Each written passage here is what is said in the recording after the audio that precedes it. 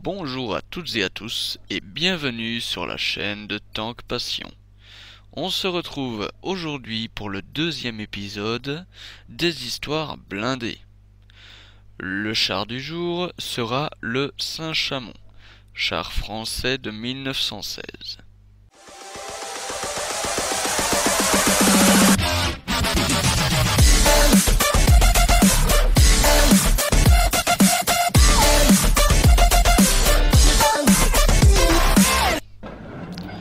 Bien que considéré comme un char d'assaut, le Saint-Chamond était en fait l'ancêtre de l'artillerie autopropulsée dont l'emploi allait se généraliser à l'avenir. Il fut utilisé pendant presque toute la Première Guerre mondiale.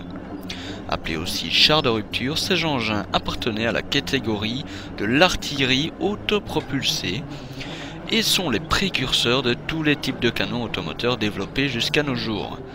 Ce char fut conçu entre autres par le colonel Émile Rimailho, l'un des co-inventeurs du canon de 75 mm antirapide.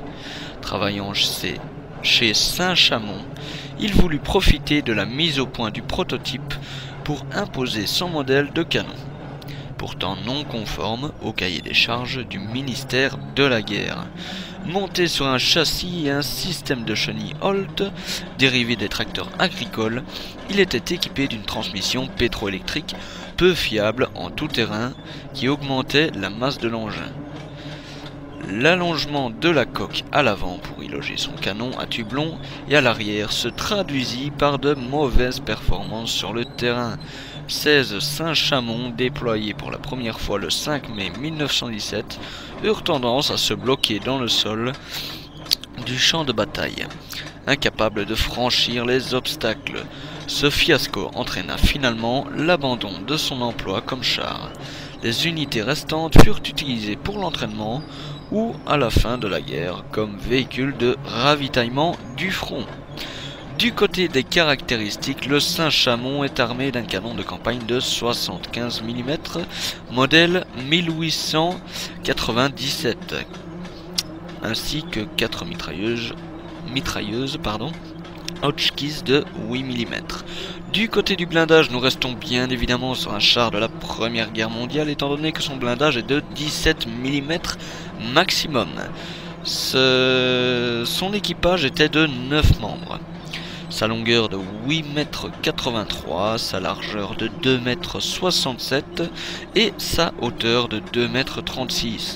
Du côté du poids, le Saint-Chamond faisait tout pile 23 tonnes.